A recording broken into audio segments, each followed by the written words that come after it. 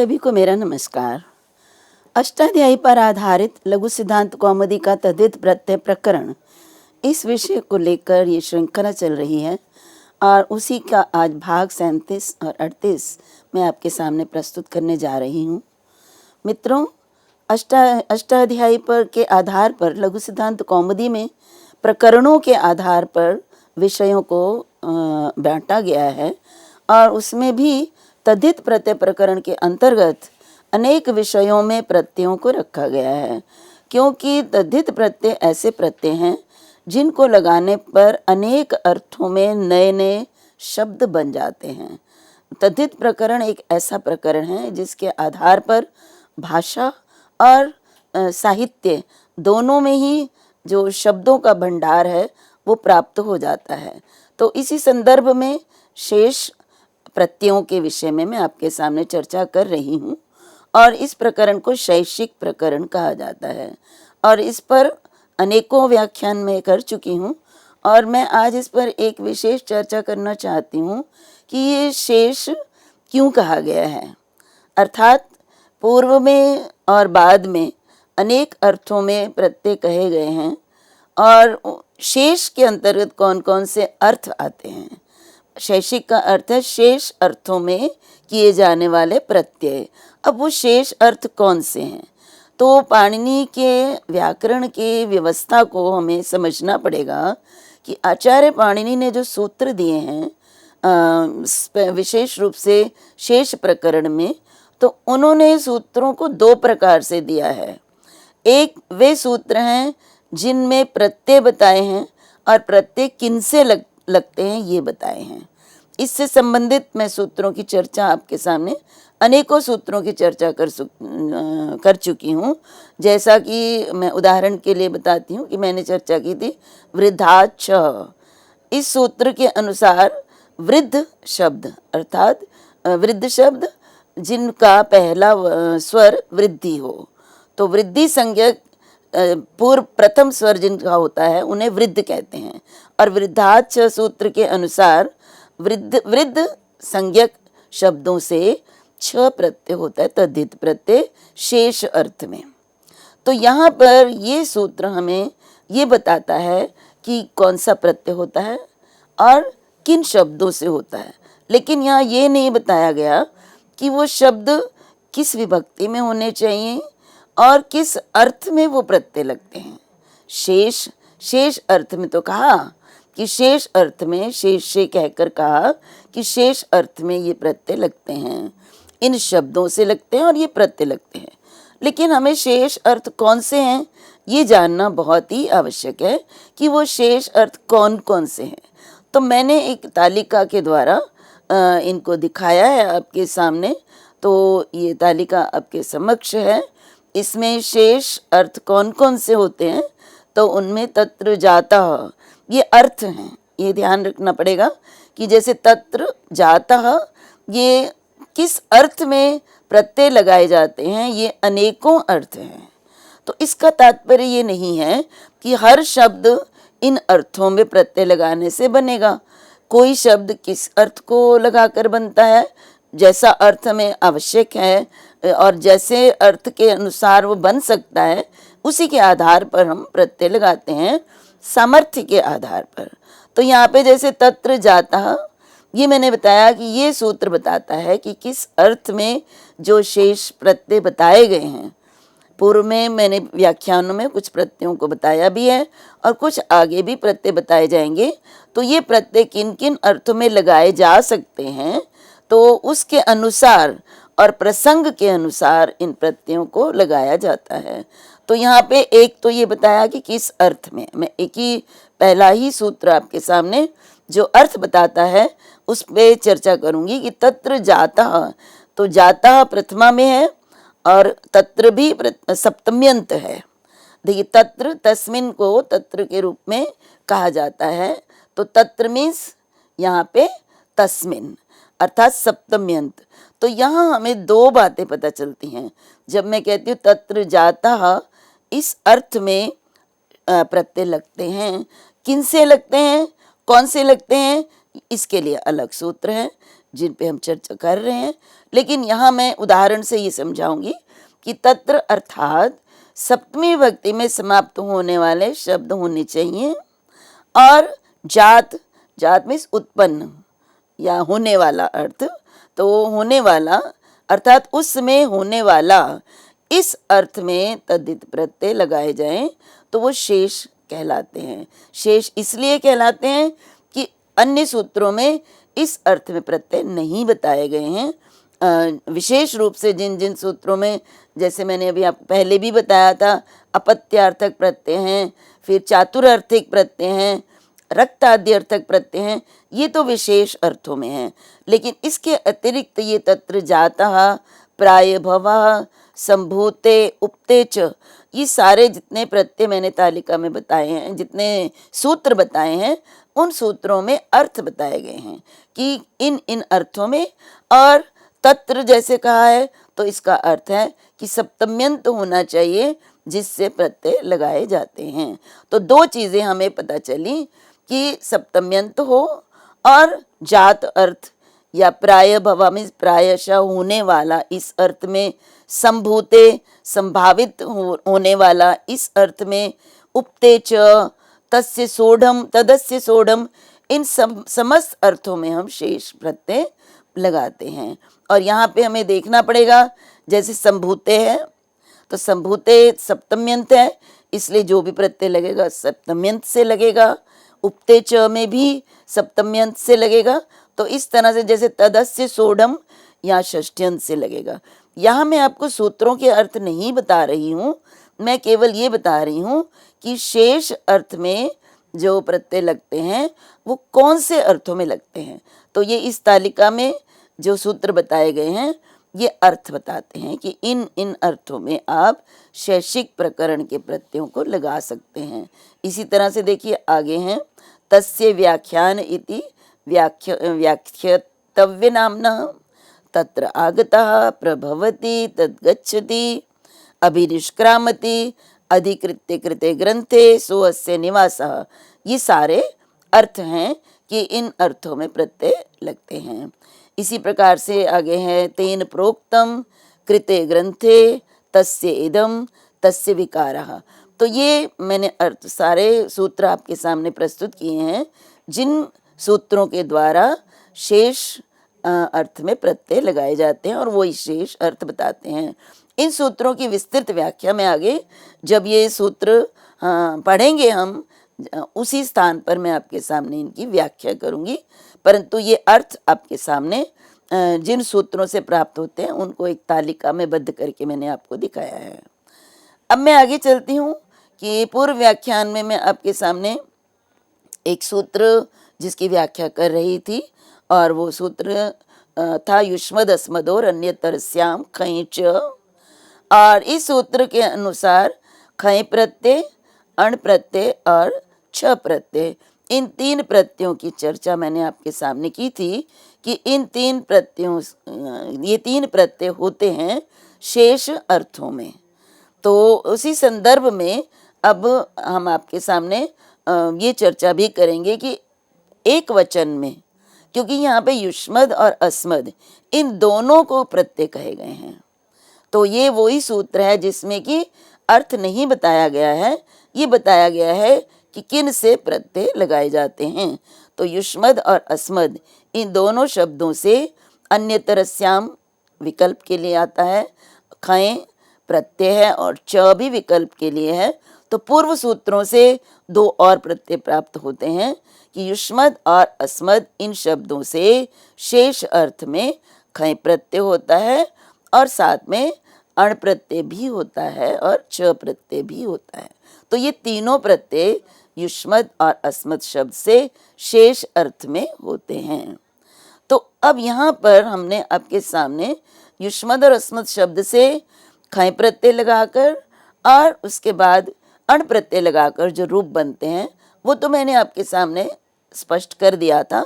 लेकिन एक वचन में भी ये प्रत्यय लगते हैं। देखिए युष्मद शब्द से और अस्मद शब्द से बहुवचन में प्रत्यय लगते हैं, द्विवचन में भी लगते हैं, एक वचन में भी लगते हैं। तो बहुवचन द्विवचन में एक ही रूप होता है, लेकिन जब एक वचन की बात करते हैं, जब एक वचन में है तो उसमें भी मैंने आपके सामने सूत्र बताया था, तस्मिन नणी च युष्माक अस्माको। तो ये बताया गया था कि तस्मिन अर्थात छ प्रत्यय और अणी खय प्रत्यय और अणीच अण प्रत्यय, ये दोनों प्रत्यय यदि होते हैं तो युष्मत और अस्मत् शब्द के स्थान पर युष्माक और अस्माक हो जाता है। ये कब होता है? बहुवचन में और द्विवचन में। इसी संदर्भ में मैंने आपके सामने एक सूत्र प्रस्तुत किया था कि एक वचन में क्या होता है। तो तवक ममकाव एक वचने, ये कहा गया था कि जो एक वचन है उसमें युष्मत के स्थान पर तवक और अस्मत् के स्थान पर ममक हो जाता है। ये बात, ये जो है परिवर्तन, ये होता है अण प्रत्यय और खय प्रत्यय परे होने पर, और इसके रूपों की सिद्धि हम पहले कर चुके हैं। लेकिन बच जाता है क्या? छ, क्योंकि छ प्रत्यय भी होता है। लेकिन इन सूत्रों में जो अभी मैंने आपके सामने युष्मद अस्मद और अन्यतस्याम खय च और तस्मिन नणी च युष्माक अस्माको तवक ममकाव एक वचने, ये जो मैंने आपको बताया है, ये अण और खय प्रत्यय परे होने पर ये परिवर्तन होता है। तो इसका तात्पर्य है कि छ प्रत्यय यदि परे होता है तो क्या होता है। तो ये परिवर्तन तो वहाँ नहीं होते हैं, तो क्या होता है? तो उसके लिए छे तो छ परे होने पर क्या होता है, इसके लिए सूत्र है प्रत्ययोत्तर पदयोश्च। और इस सूत्र का अर्थ है मा पर्यंतयोर एकार्थयोस् त्वमौ स्तः प्रत्यये उत्तर पदे च। अब ये सूत्र ये बताता है कि युष्मद और अस्मद इन दोनों ही शब्दों का म पर्यंत, अर्थात युष्मद का म युष्म में होगा, उसमें स्वर नहीं होगा, तो उसके बाद अद बच जाएगा, ये ध्यान रखिएगा। युष्मद के म पर्यंत भाग को अर्थात युष्म हलंत तक, और उसके बाद अद बनेगा युष्मद में, तो केवल म पर्यंत भाग। इसी प्रकार से अस्मद के भी म पर्यंत भाग को क्या हो जाता है? त्वमौ स्तः, अर्थात त्व और म हो जाता है एकार्थयो। एकार्थयो मीन्स एक वचन में। तो युष्मद और अस्मद इन दोनों शब्दों का जब एक वचन में प्रयोग करते हैं तो इनके म पर्यंत भाग के स्थान पर क्या हो जाता है? युष्मद के स्थान पर त्व और अस्मद के स्थान पर म हो जाता है। लेकिन कब होता है? तो प्रत्यय, उसके बाद यदि हम कोई प्रत्यय लगाते हैं, कोई भी प्रत्यय लगाएं तो ये परिवर्तन हो जाता है। और दूसरा कब होता है? उत्तर पदे च, अर्थात जब उसके बाद में कोई और पद हो। एक तो युष्मद अस्मद के बाद कोई प्रत्यय लगा हुआ हो, या फिर युष्मद और अस्मद के बाद उत्तर पद हो, अर्थात कोई दूसरा पद हो। हम जानते हैं कि उत्तर पद, पूर्व पद उत्तर पद का प्रयोग किसके लिए होता है? समास के लिए, क्योंकि समास में एक से अधिक पदों का योग होता है और उसमें एक पूर्व पद होता है, एक उत्तर पद होता है। तो दूसरे शब्दों में समास जब किया जाता है तो उत्तर पद समास का परे होने पर जो म पर्यंत भाग है उनके स्थान पर त्व और म हो जाता है। और ये कब होता है? एक वचन में प्रयोग होने पर। बहुवचन द्विवचन की चर्चा हम कर चुके हैं। तो इस तरह से जब ये होता है तो इससे क्या रूप बनता है? तो युष्मत से और छ प्रत्यय करने पर, अस्मत् से छ प्रत्यय करने पर, तो युष्मत के स्थान पर, युष्म के स्थान पर क्या हो जाएगा? त्व, और अस्मत् के म के तक पर्यंत भाग के स्थान पर क्या हो जाएगा? म हो जाएगा। अब यहाँ पे एक और प्रश्न उठता है कि छ किससे होता है? छ प्रत्यय किससे होता है? तो छ प्रत्यय हम जानते हैं युष्मद और अस्मत् शब्द से जो छ प्रत्यय किया जाता है उसके लिए हमारे पास सूत्र है त्यदादीनी च। ये सूत्र उसी संदर्भ में आता है जहाँ पे उन्होंने कहा ना वृद्धात छ, तो वृद्ध संज्ञक से छ होते हैं, और वृद्धि यस्य चाम आदेश तद वृद्धम, जिनके आदि वृद्धि संज्ञक होते हैं उनको वृद्ध कहते हैं। उसी संदर्भ में ये भी बताया गया है कि त्यद आदि गण में पड़े हुए जो शब्द हैं उनकी भी वृद्ध संज्ञा होती है, भले ही उनका आदि अच वृद्धि संज्ञक ना हो, लेकिन त्यदादि गण में पढ़े गए हैं तो उनको भी वृद्ध कहते हैं।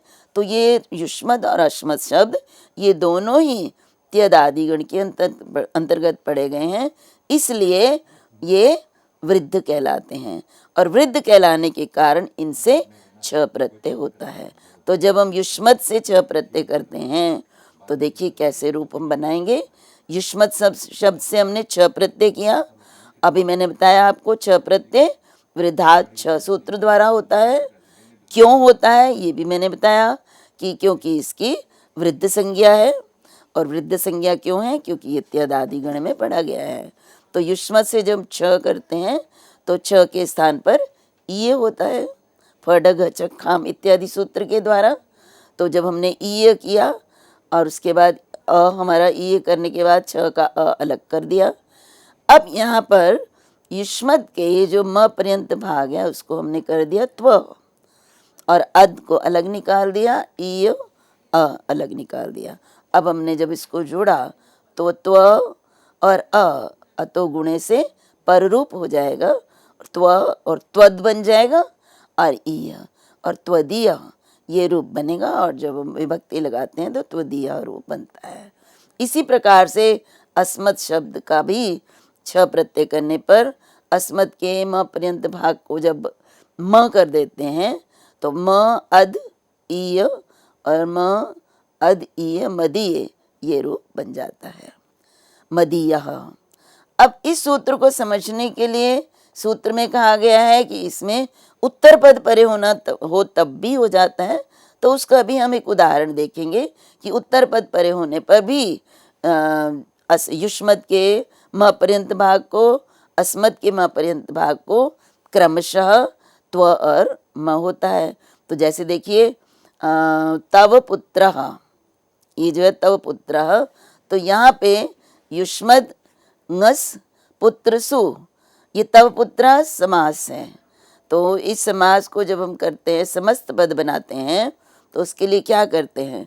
तो तव पुत्र युष्मद शब्द है, षष्ठी विभक्ति है, तो युष्मद से ngस, और पुत्र पुत्र और सु प्रथमा विभक्ति है। तो जब ये विग्रह हो गया तो इससे जब हम समास करेंगे, देखिए समास किससे होगा? षष्ठी तत्पुरुष, क्योंकि पहला पद षष्ठी है तो षष्ठी तत्पुरुष समास होगा षष्ठी सूत्र द्वारा। और जब हमने समास करा तो विभक्ति लोप इत्यादि होने के बाद हमारे पास जो स्थिति होती है वो होती है युष्मद पुत्र, ngस और सु का सुपो धातु प्रातिपदिकयों से लोप हो जाता है। अब क्योंकि युष्मद के उत्तर पद पुत्र है, परवर्ती पद पुत्र है, इसलिए युष्मद के म पर्यंत भाग को एक वचन में है। ये आवश्यक है कि एक वचन होना चाहिए, तव है यहाँ पे एक वचन में प्रयोग किया गया है। तो युष्मद के म पर्यंत भाग को त्व किया, फिर त्व अद और पुत्र त्वद पुत्र, इस प्रकार से, और द के स्थान पर त होकर त्वत पुत्र ये स्थिति बनती है संधि करने के बाद।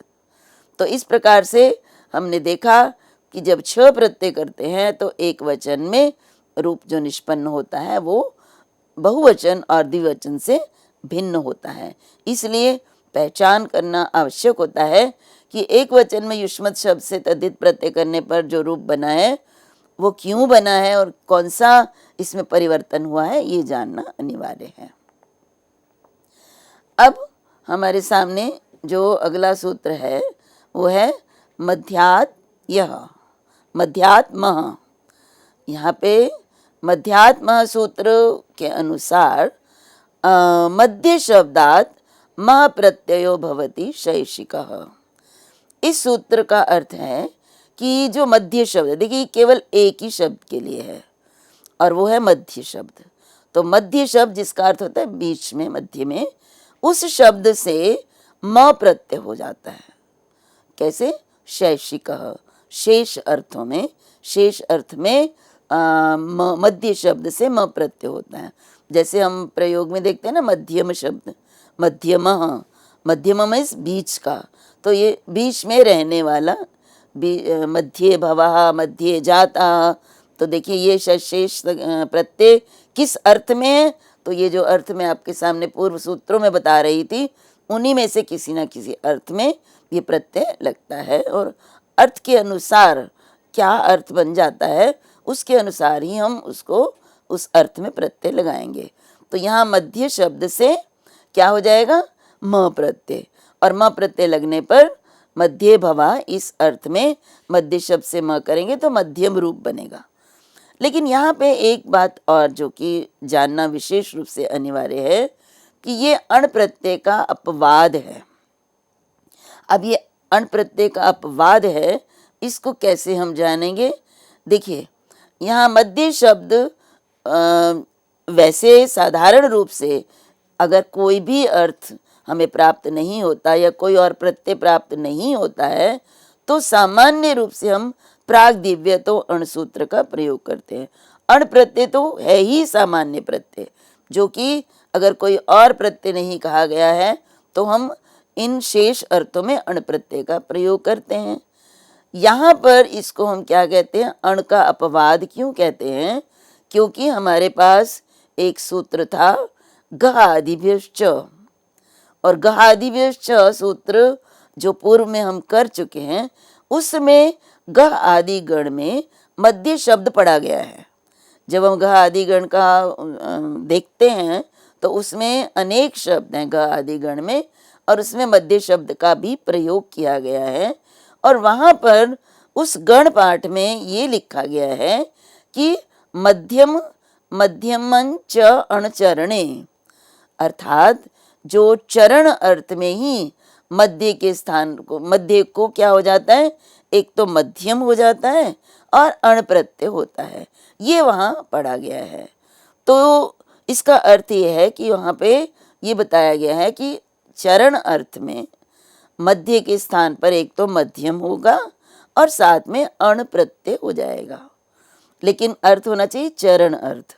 अब चरण अर्थ जैसे हम कहते हैं ना कि वेद के जो मंत्र हैं उनके 4 चरण होते हैं, तो बीच का चरण, तो जब हम इस प्रकार से चरण अर्थ में प्रयोग करते हैं तो हम उसको एक तो मध्य को मध्यम और अण प्रत्यय करते हैं।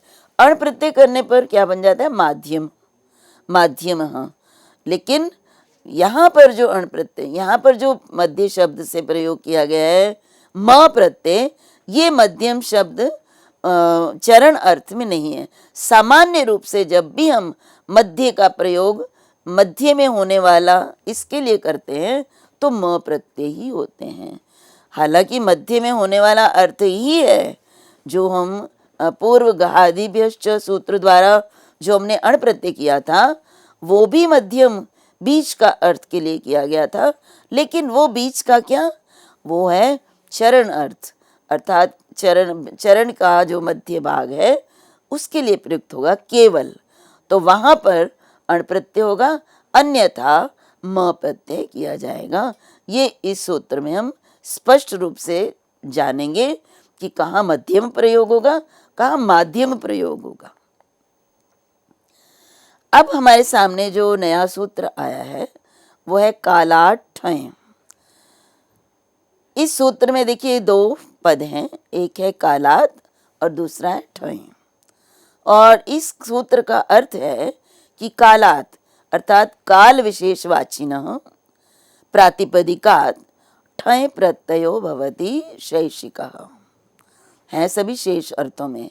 और शेष अर्थ अब आपके सामने हैं, आपके पास, उनमें से किसी के भी अर्थ में यदि प्रयोग होता है तो वो शैषिक प्रयोग होगा, शेष अर्थ में प्रयोग होगा। अब यहाँ पे वे शब्द जो किसी विशेष काल का बोध कराते हों, विशेष समय का बोध कराते हों, ऐसे प्रातिपदिक से ठय प्रत्यय हो जाता है यदि हम कोई शैषिक प्रत्यय, शैषिक अर्थ में प्रत्यय करना चाहें। अब यहाँ पे कहा अणो अपवादः, अर्थात ये अण का अपवाद है। यहाँ पर भी अण का अपवाद कहा गया है क्योंकि प्राग दिव्य तो अण सूत्र तो सब जगह प्रयुक्त होता ही है, और लेकिन अगर कोई विशेष प्रत्यय कह दिया जाए तो फिर अण नहीं होता, वो विशेष प्रत्यय होता है। तो यहाँ पर भी प्राग दिव्य तो अण सूत्र प्राप्त होता है, जैसे ही हम किसी शब्द को प्रत्यय लगाते हैं। लेकिन यहाँ पे क्योंकि ये कहा कि कालवाची शब्द अगर है तो उससे अण ना होकर ठय प्रत्यय होता है, तो ये अपवाद हो गया आपका, ये अण का अपवाद है। ये वृद्धात् छ सूत्र का भी अपवाद है, अर्थात जो वृद्धि संज्ञक शब्द होते हैं उनसे जो छ प्रत्यय प्राप्त होता है, कालवाची यदि वो है तो वो छ ना होकर क्या हो जाएगा, उसका बाद हो जाएगा। तो मित्रों, इस सूत्र की विस्तृत व्याख्या मैं आपके सामने अगले व्याख्यान में करूंगी। तो अगले व्याख्यान में पुनः मैं इस सूत्र का शेष अंश लूंगी। तब तक के लिए आप सभी को नमस्कार।